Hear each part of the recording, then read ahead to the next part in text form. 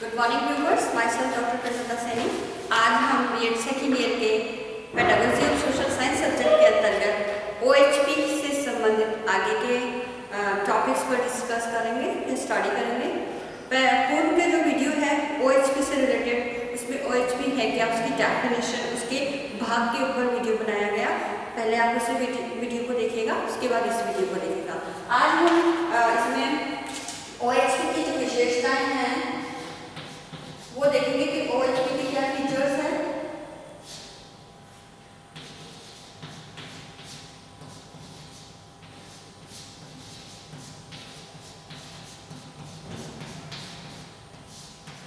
OHP की विशेषताएं। अब OHP की विशेषताओं में सबसे पहले है कि OHP सबसे बहुत ही इतना छोटा सा डिवाइस होता है, टीचिंग डिवाइस इसे हम कह सकते हैं। तो इसे हाथ में उठाने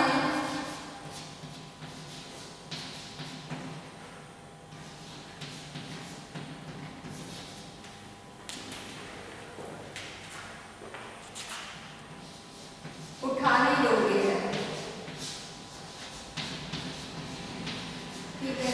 तो इसे हम आसानी से कहीं भी किसी भी कक्ष में प्रयुक्त कर सकते हैं, उठा के ले जा सकते हैं। सेकंड इसमें जो है कि आसानी से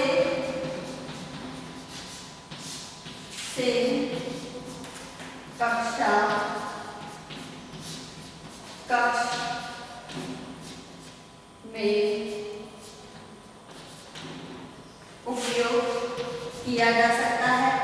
जब ये इजी है, इसको कैरी करना, उठा के ले जाना, इसका यूज भी उतना ही इजी है। नेक्स्ट इसमें आता है कि बिना अंधेरे के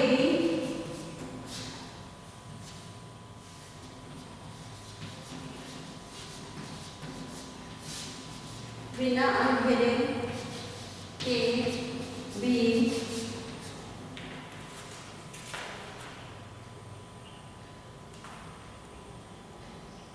इसका उपयोग किया जा सकता है। ऐसा नहीं है इसके लिए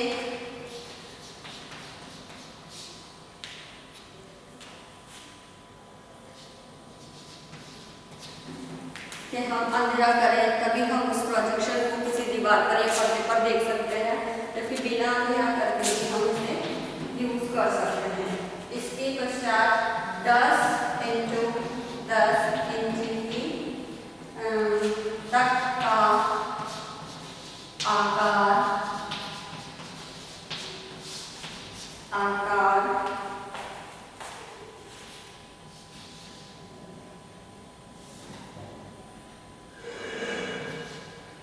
आकार की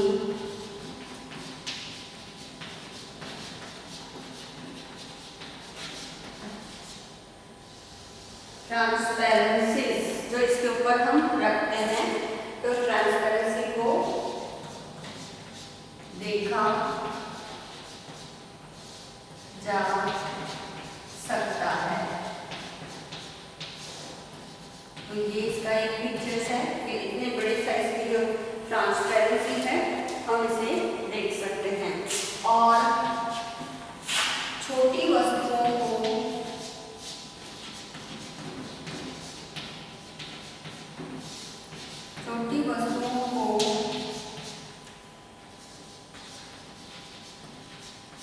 देखने हेतु स्लाइड पर प्रोजेक्शन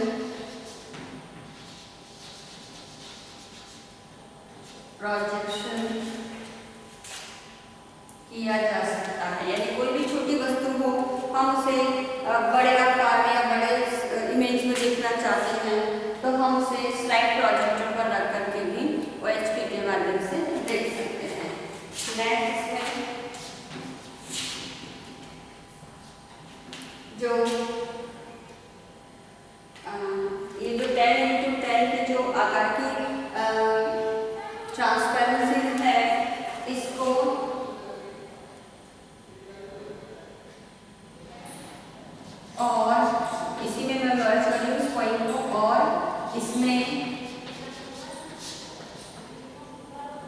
लिखा भी जा सकता है।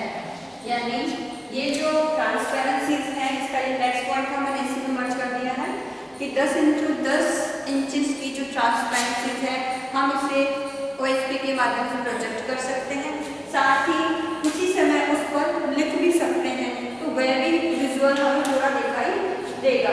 इसके पश्चात है इसमें अन्य व्यक्ति की आवश्यकता नहीं होती, क्योंकि इसका ऑपरेट करना इतना इजी है कि शिक्षक स्वयं खुद अकेला ही इसे ऑपरेट कर सकता है, अपने टीचिंग बिंदुओं को स्पष्ट कर सकता है और समय समय पर स्लाइड खुद ही बदल सकता है। इसलिए इसमें अन्य व्यक्तियों की क्या होती है, आवश्यकता नहीं होती है। नेक्स्ट इसमें है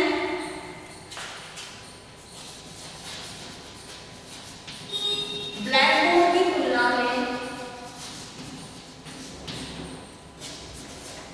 तुलना में इसका प्रदर्शन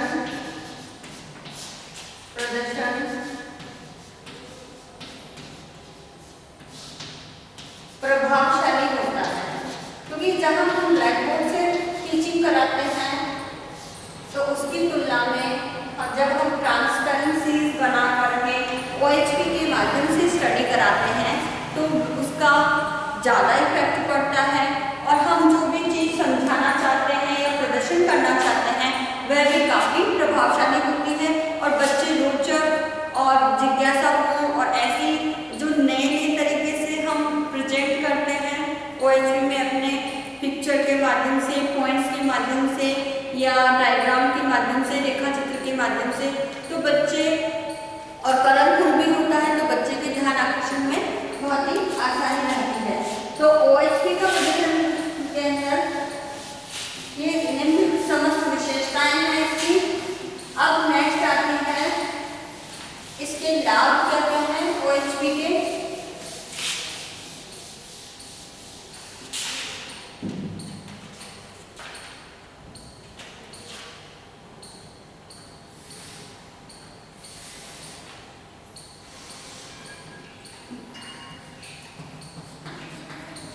OHP के लाभ, अब क्या बेनिफिट्स है अगर हम इसे एक शिक्षक इसे अपने एजुकेशन के अंतर्गत टीचिंग लर्निंग प्रोसेस में प्रयुक्त करता है तो इसके बेनिफिट्स क्या होंगे। सबसे पहला बेनिफिट है इसका कि इसका जो प्रयोग है, प्रयोग में कम प्रक्षेपण यानी प्रोजेक्शन, इसको हिंदी में प्रक्षेपण कहते हैं, कम प्रक्षेपण दूरी से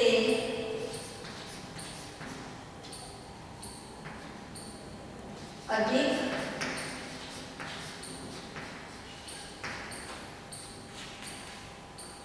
बड़ी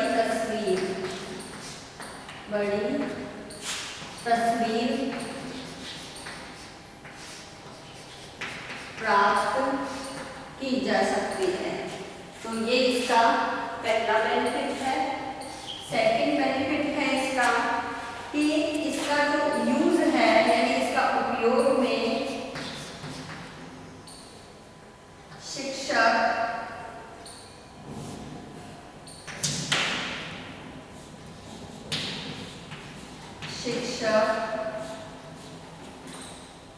सदैव कक्षा के सम्मुख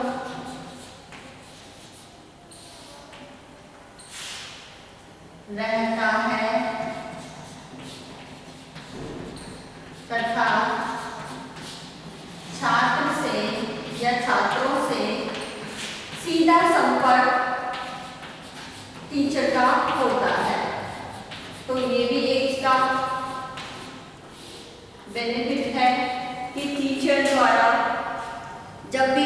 का यूज़ होता है, तो उस OHP के यूज़ के दौरान जो शिक्षक है वो सदैव एक्टिव रहता है और स्टूडेंट्स के ज़्यादा क्लोजर होने के कारण सीधा संपर्क उसका होता है और सम्मुख रहने से जो भी प्रॉब्लम एज अ स्टूडेंट बच्चों को महसूस हो रही है उस पढ़ाते समय, तो वह भी जान सकता है उनकी फेस रीडिंग के माध्यम से।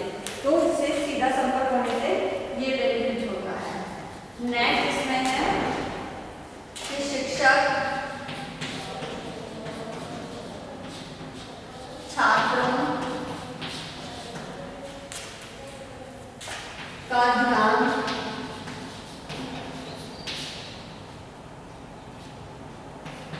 विषय वस्तु पर केंद्रित कर सकता है, क्योंकि OHP के माध्यम से जब हम ट्रांसपेरेंसी बना करके अपना लेसन पढ़ाते हैं तो उससे पर्टिकुलर जो पॉइंट्स होता है उस पर शिक्षक बातों पर ध्यान केंद्रित कर सकता है। नेक्स्ट इसमें आता है कि छात्रों एवं कक्षा कक्ष के अनुरूप कक्षा कक्ष के अनुरूप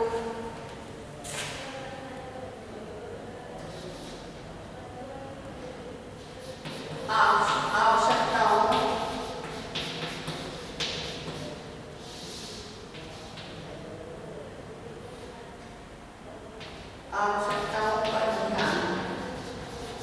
तो OHP का ये भी बेनिफिट है कि जो स्टूडेंट्स हैं उनकी नीड क्या है, उनके अकॉर्डिंग और क्लासरूम का जो व्यवस्था है उसके अकॉर्डिंग हम प्रोजेक्टर को सेट कर सकते हैं। तो ना केवल स्टूडेंट की बल्कि कक्षा कक्ष की व्यवस्थाओं के अनुरूप भी हम प्रोजेक्टर को सेट करके अपनी शिक्षण अधिगम प्रक्रिया को प्रभावशाली बना सकते हैं। साथ ही इसमें एक और पॉइंट है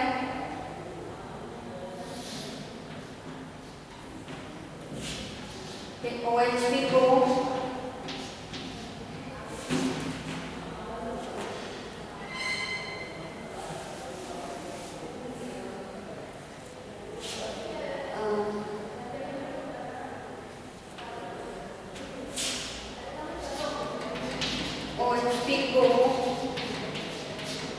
आवश्यकतानुसार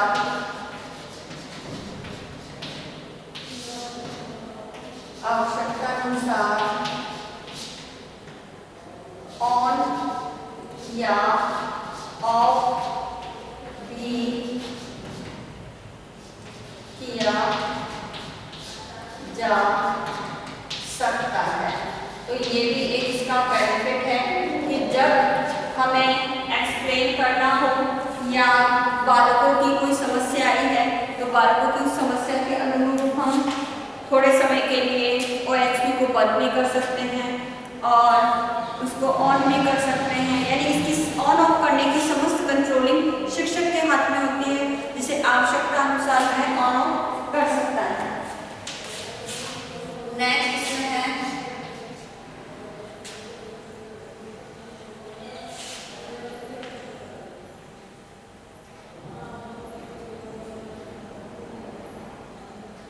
प्रकाश युक्त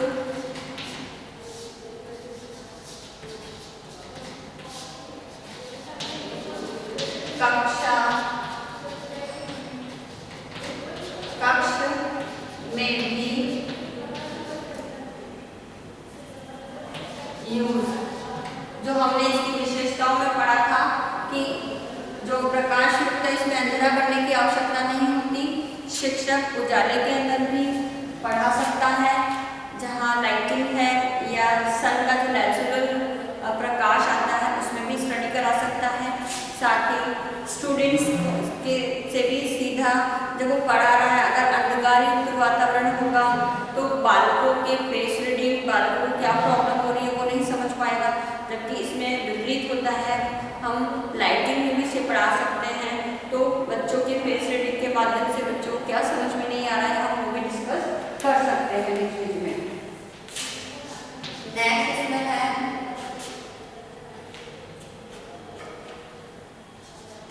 जो ट्रांसपेरेंसीज होती है,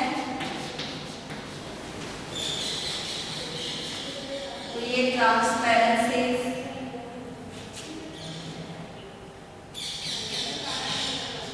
कम समय में तैयार हो जा सकती है। इससे पढ़ाना भी सरल, सुगम और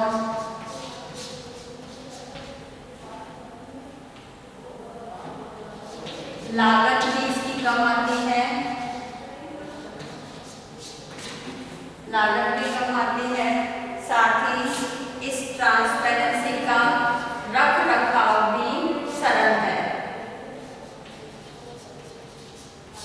रख रखाव भी इजी है, क्योंकि ट्रांसपेरेंसी एक प्लास्टिक की ट्रांसपेरेंट शीट होती है एक तरह से।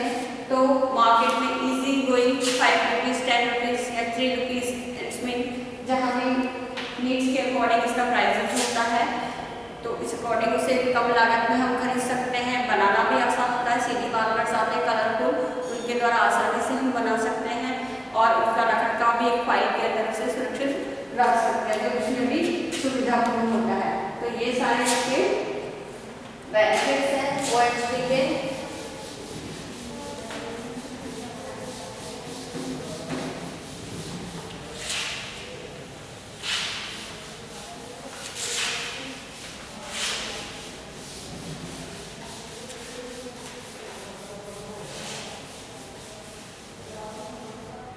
अब नेक्स्ट इसमें के जटिल घटनाओं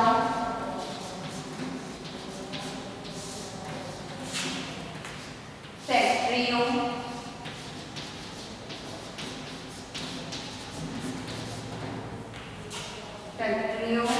की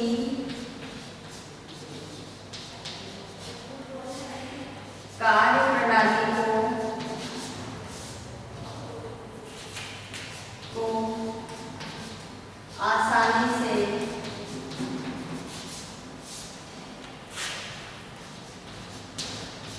समझा सकते हैं।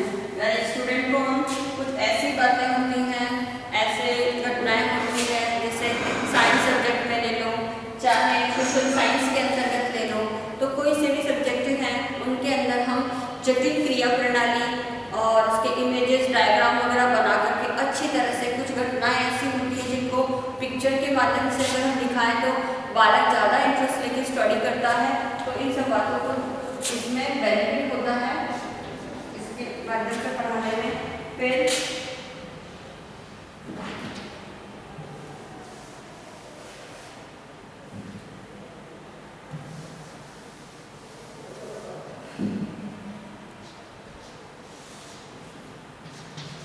विविध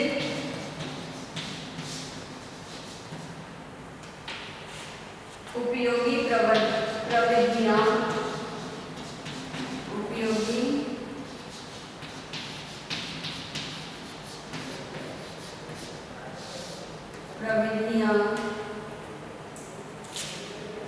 जिसमें है अधिचित्र को इंग्लिश में कहते हैं ओवरलेज।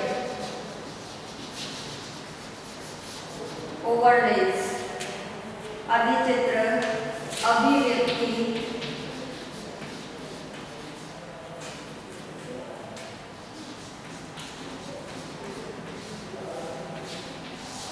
अभिव्यक्ति को कहते हैं इंग्लिश में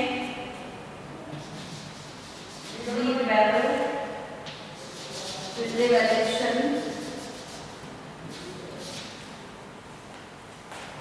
एंड छायाचित्र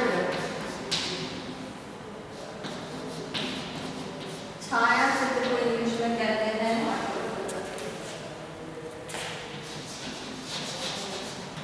सिलहाउस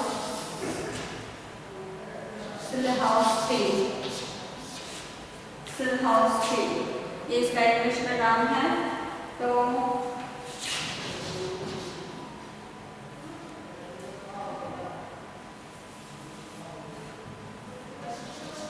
में ये OHP अधिक उपयोगी है या यूजफुल है। तो ये सारे जो टेक्निक्स हैं जिसमें अधिचित्र है, ओवरलेस, अभिव्यक्ति है, रिवोल्यूशन एंड छाया चित्र, सिलहाउस के, तो इनमें इसका यूज बहुत ही बेहतरीन तरीके से OHP का किया जा सकता है। एट द लास्ट पॉइंट है कि इसमें OHP को लाने ले जाने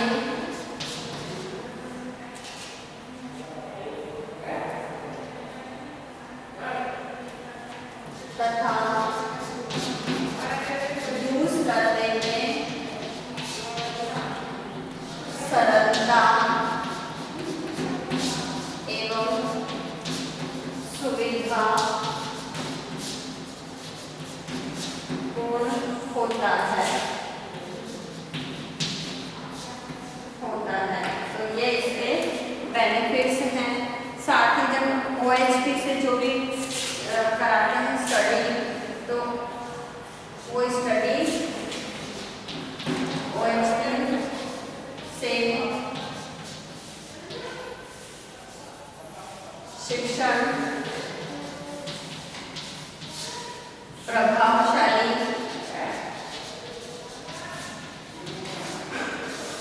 एवं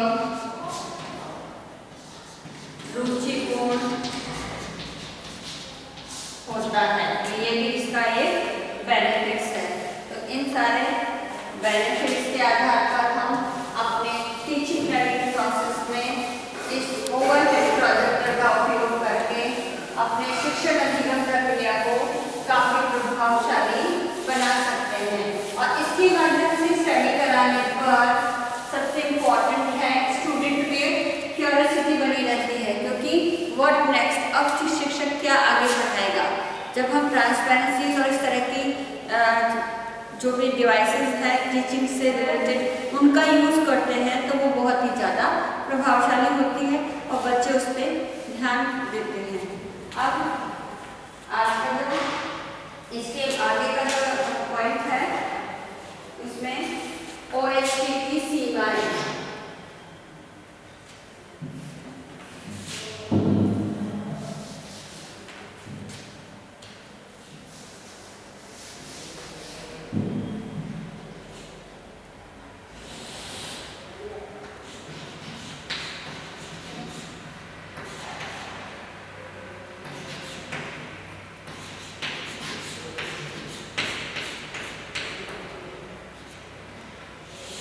OHP की सीमाएं।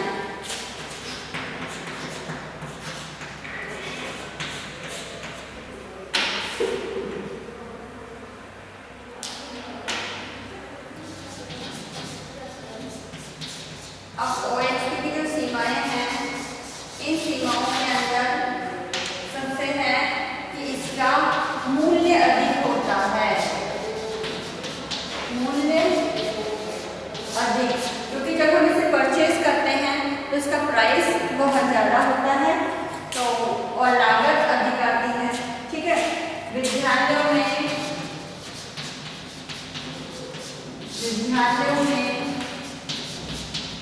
प्रशिक्षित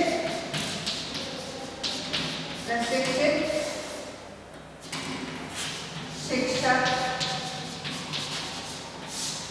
या शिक्षकों का अभाव, तो ऐसे टीचर्स अवेलेबल नहीं होते जो बिल्कुल ट्रेंड हो OHP का अपने शिक्षण अधिगम प्रक्रिया में प्रयोग कर सके।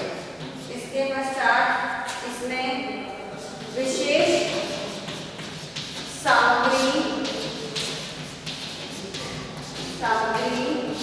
एवं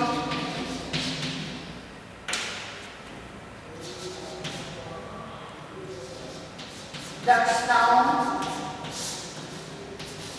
का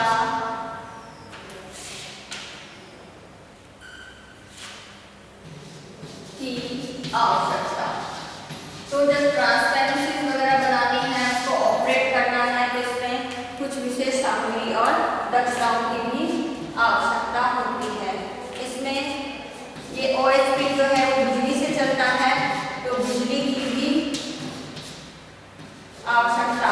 और हमारे भारत देश में गांव का देश कहा जाता है, तो यहाँ गांव में अधिकतर बिजली का अभाव होता है, तो हम ऐसे एरियाज में इस OHP का यूज ज़्यादा प्रभावशाली तरीके से नहीं कर सकते। और एट द लास्ट है कि इसके रख रखाव की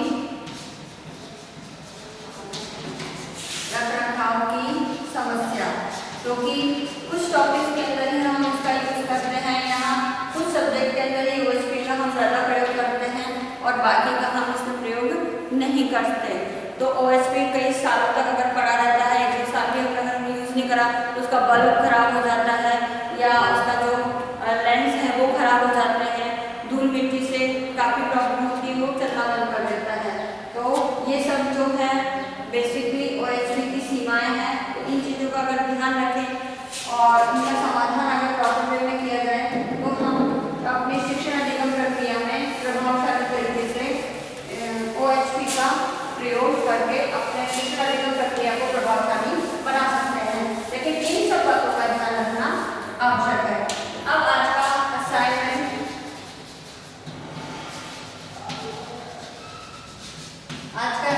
इस प्रकार से है। आपको क्वेश्चन दिया जाता है कि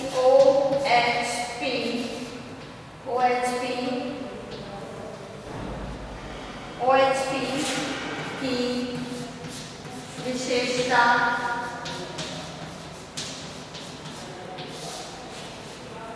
लाभ तथा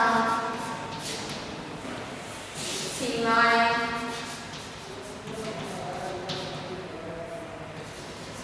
बताइए। तो OHP के और इसका आंसर आपको 300 वर्ड्स में देना है।